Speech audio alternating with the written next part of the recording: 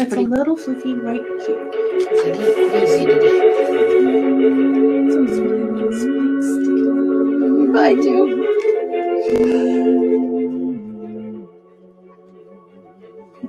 Very funny.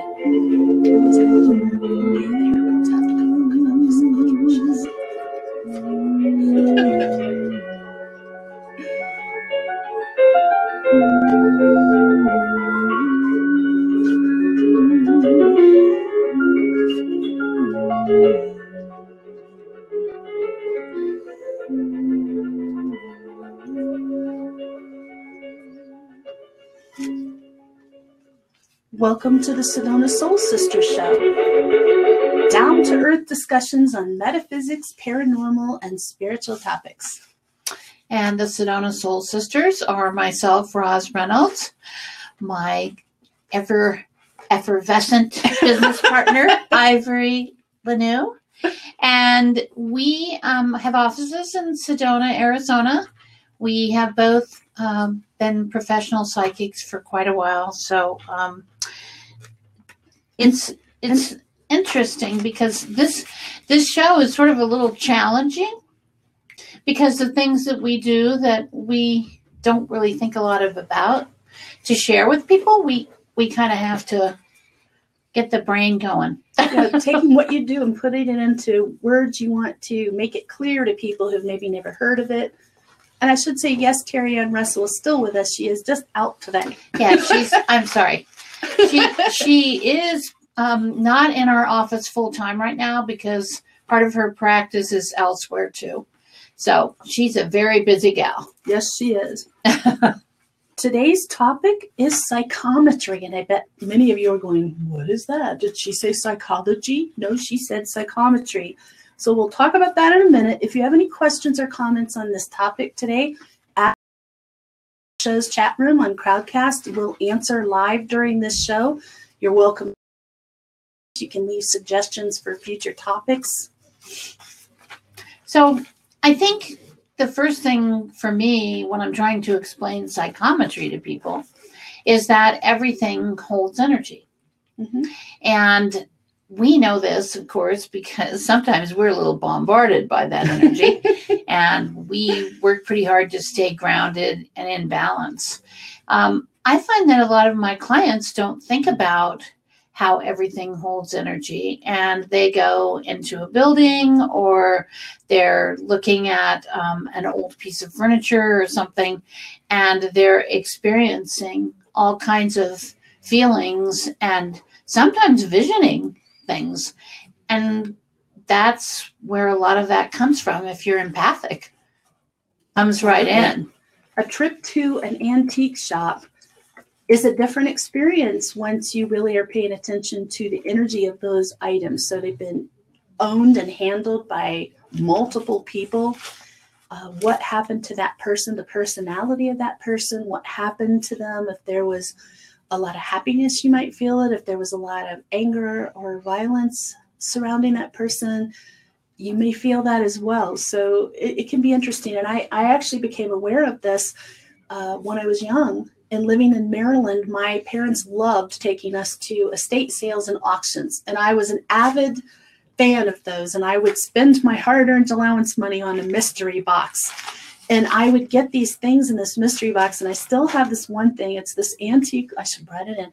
It's a little leather sewing kit, like a little box with a pink satin lining. And it has all the little areas to hold little spools of thread. And I just love that thing.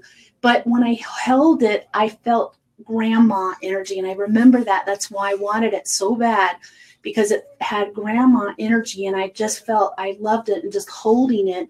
Even now, when I handle that little thing, I feel that loving grandma energy. My grandmas have passed on. So I have that little antique sewing kit box that gives me grandma energy. And I think one thing that I like to mention in reference to this is I happen to have a number of children. They're all pretty psychic.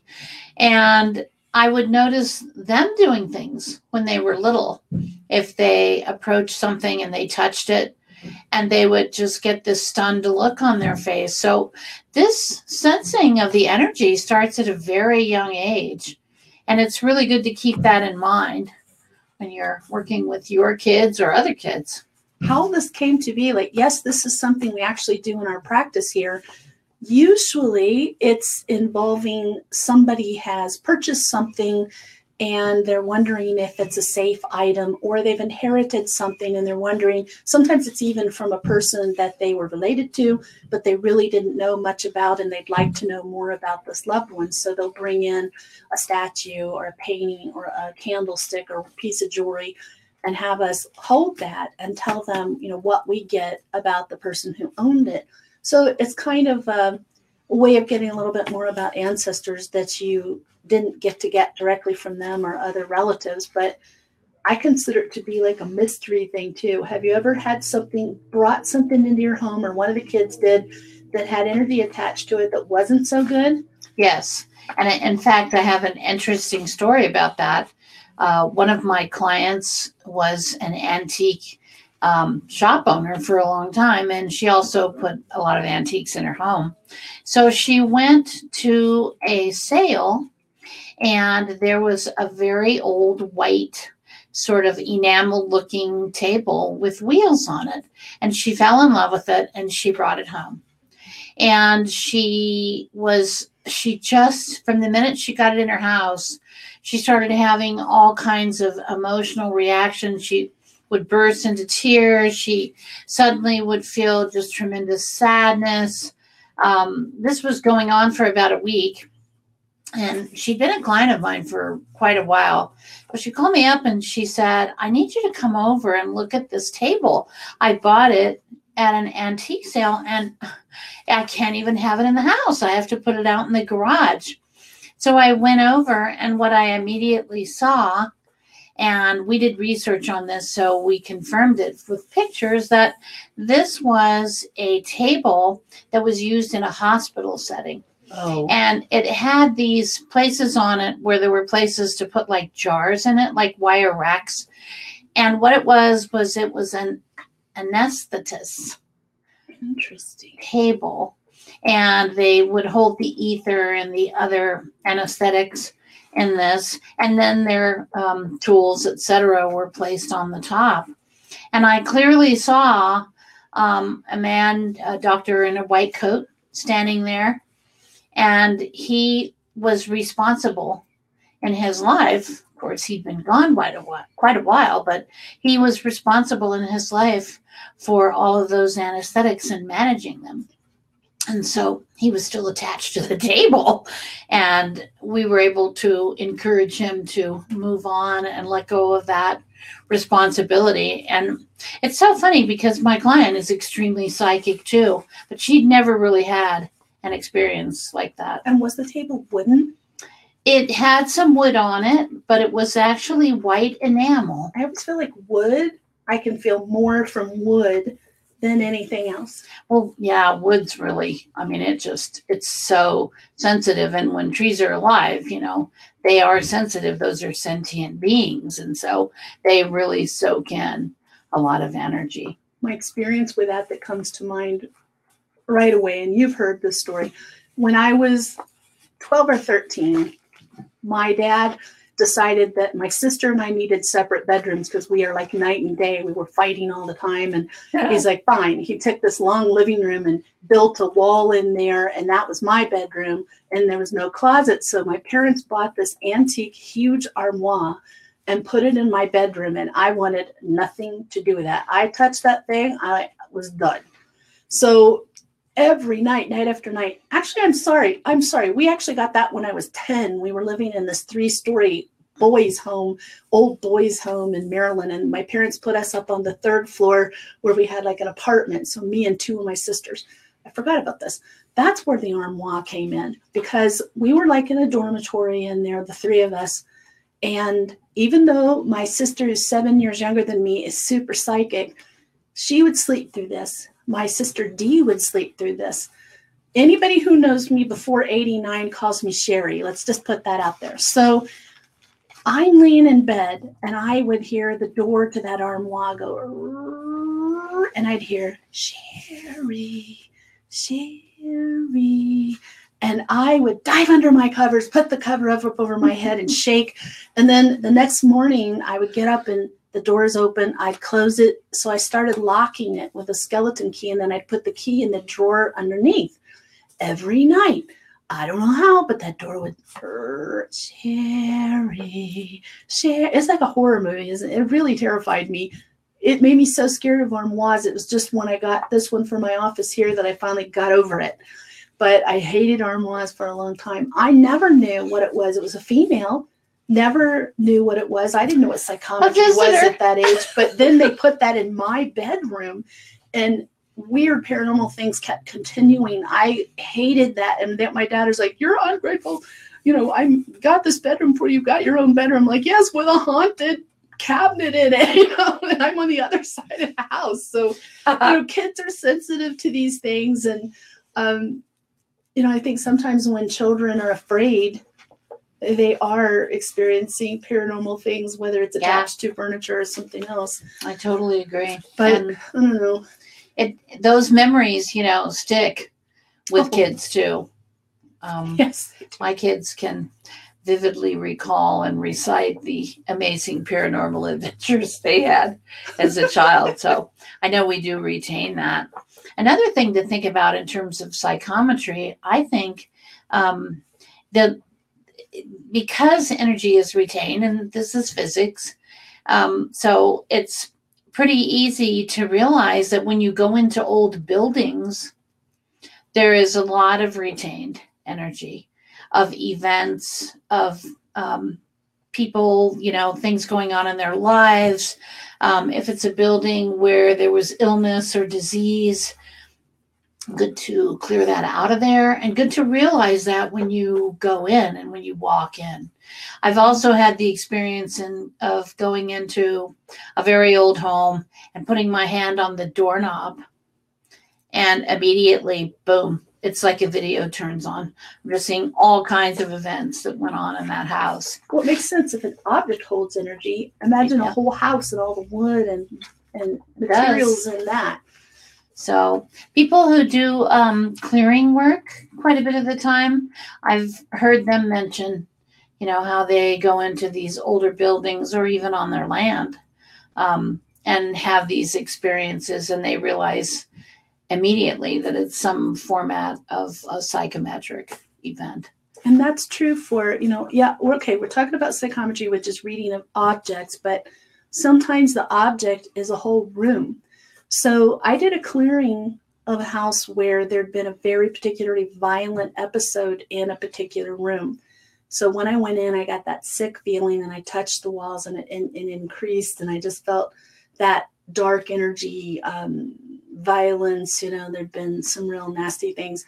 So in psychometry, that's another useful way to bring that into play, is that you can find out, you know, where problems are in a house, clear that area specifically, give an extra clearing, so that then it's just a room again. You don't have to keep living with it once the violence is over, whether it's you or previous occupants.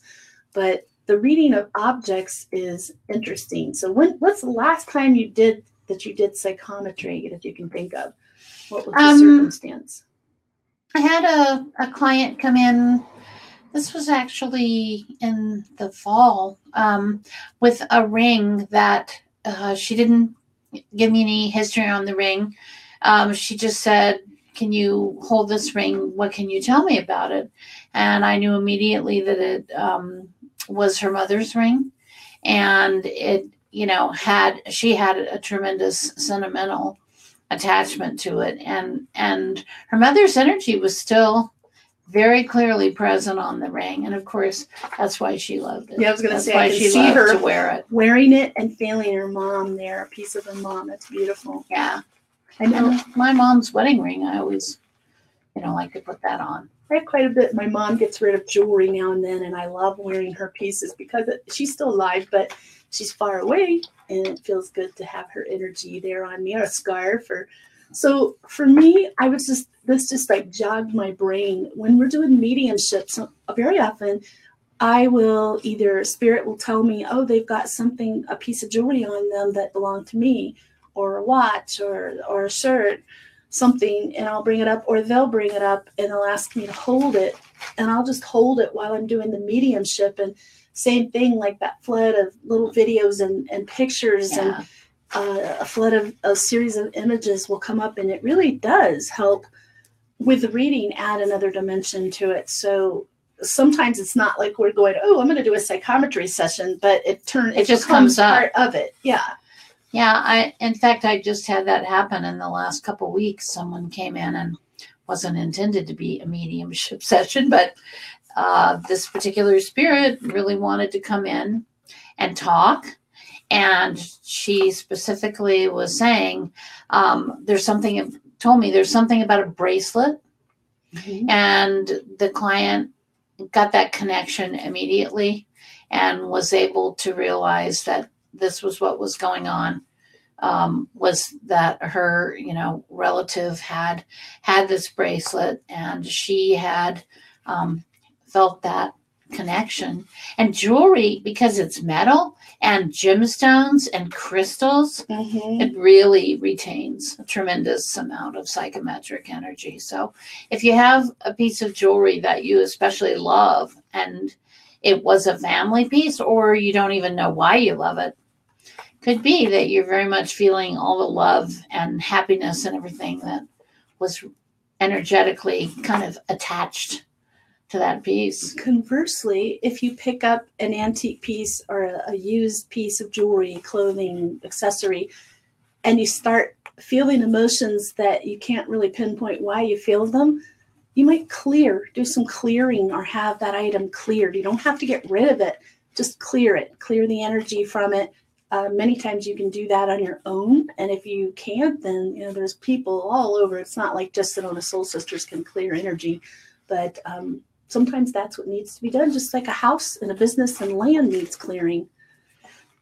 I'm sitting here thinking about some different experiences. Back before I was doing mediumship professionally, I did a ridiculous number of practice readings for people for free, because I wanted to be really good at it before I started doing this professionally.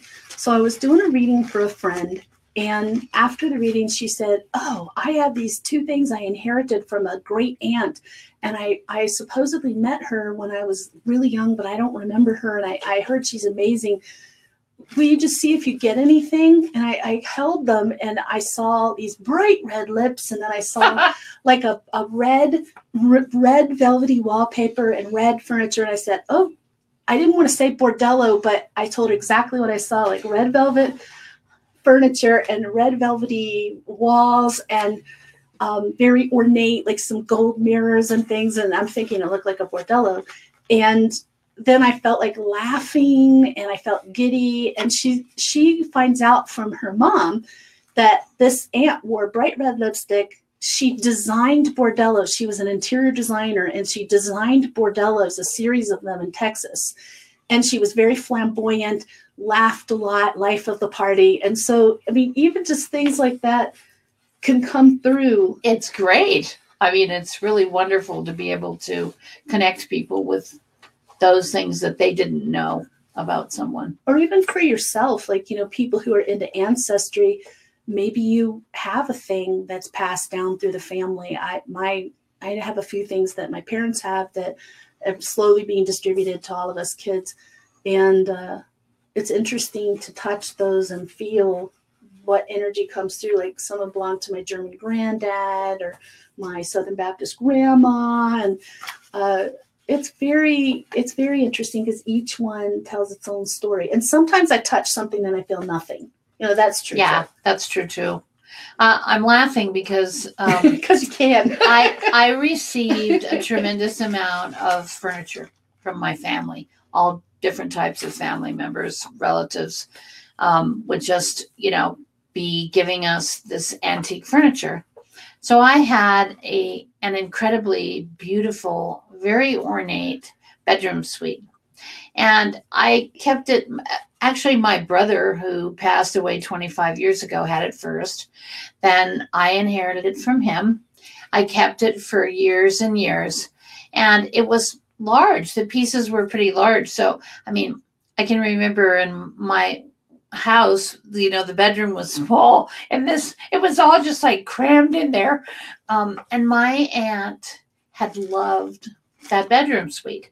And so finally I was selling the house, and it was very delicate. It had already been moved a lot. And I thought, I'm not going to have a place for this. I'm going to let it go. So I put it in a consignment shop, and it sold. And about a year and a half later, this acquaintance of mine got in touch with me and said, I have to tell you this. Your aunt, you're not listening to your aunt, and your aunt is so mad that you got rid of her bedroom suite. I said, I know, I'm so sorry, but I just couldn't do it anymore. I mean, this thing was massive, and you know, rooms aren't really like that anymore necessarily. But it was pretty ironic because he just said, well, she just wants you to know that she wanted you to have that for the rest of your life.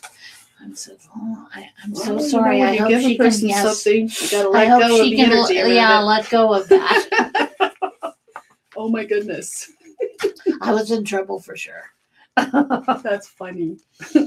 I think that this is something, anybody out there who's interested in trying it, you can just, I brought some little items that I use for this, that I use when I'm teaching this. Some of these items are from living people, and some of these items are from deceased. Some are male, some are female. And so you can just take, this is an antique bracelet, belonged to my grandma, and you can just put it in the palm of your hand and hold it and close your eyes and just really tune into, what do you pick up holding that? What do you see? And if you see better, I see better with my eyes open psychically. So what do you see? What do you feel? What do you hear? What do you get a sense of knowing about? And write it all down. And some of the stuff, just like when we're doing readings for people, some of the things you're going to know is true right away. Some of the things you're going to have to talk to other people who knew that spirit and find out if that was true or not, or find out what it means.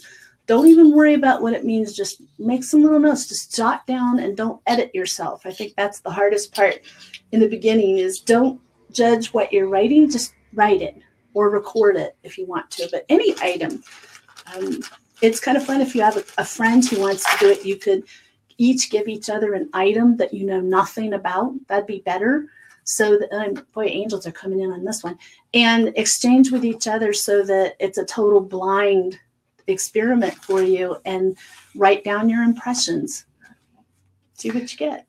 I think we could carry that into another sort of side segment, because a lot of people who are energy sensitive can look at pictures, this is a format of psychometry. Yes.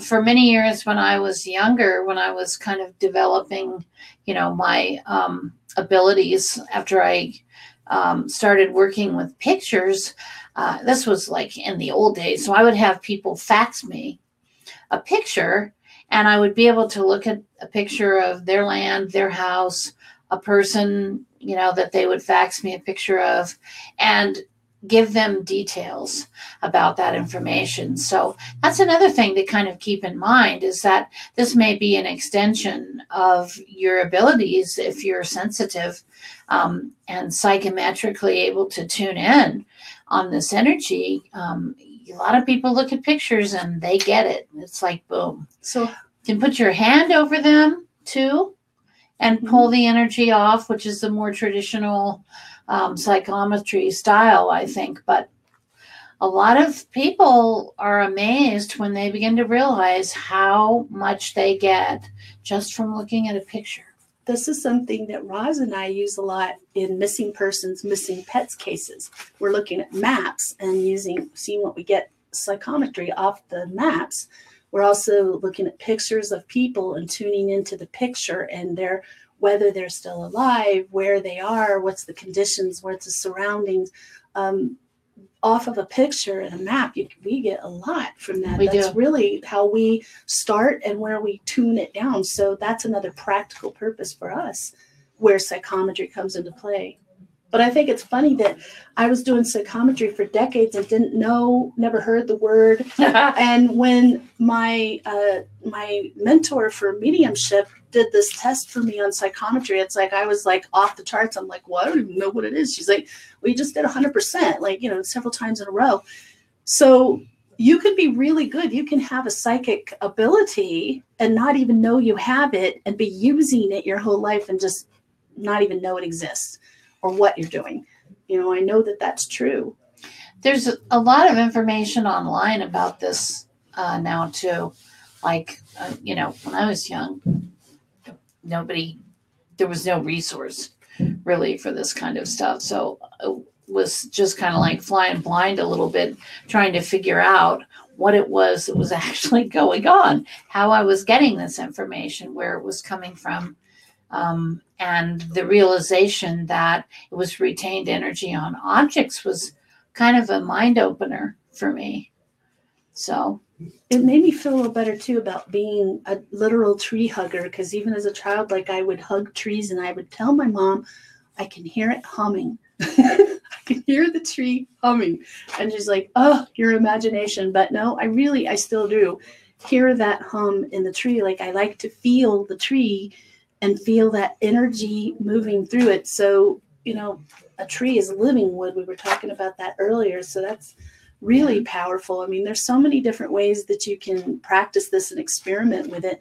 And like any other psychic skill, don't give up because you're not good at it or you're not successful right away or you're not great at it. Nobody gets great at things without practice. So, you know, just keep at it. And I think you really enjoy it. And trust your instincts, trust what you feel. Because that's, I think, fear and doubt are the two things that get people off the track a little bit when they're first starting to work with their abilities. And you just have to kind of let your logical mind put that over in a box over there somewhere and flow with what you're feeling and trust your intuition. Is there a question or 3 minutes left? How did that happen? This is true too. Like if you are very sensitive, if you're an empath particularly, and you live in a rental that's been rented out to multiple people, then just understand the surroundings of that house or apartment. You're picking up all the energy of all the people who've ever lived in there unless you really do a thorough energetic cleanse of it. And quickly, just one other thing. I travel with pieces of orgonite because when I stay in a hotel room, I'm highly sensitized to go into that room, and suddenly I'm trying to ground and clear, and putting that in the four corners for me is just an immediate calmative. I've started doing that too, and it really does make a big difference. Powerful. I appreciated that suggestion. That was really good. Yeah. So you're up, my friend. So I guess we'll have to say goodbye for this week. Thank you so much for joining us. We're so appreciative that you want to watch the Soul Sisters while we talk about our abilities and probably maybe some of your abilities. If you want any more information about us, go to our website, sedonasoulsisters.com. There's a lot of info on there. And if you happen to come to Sedona, pop in. We'd love to say hi. Tune in next week. Our topic will be tapping into your inspiration. We hope you have an enlightening week.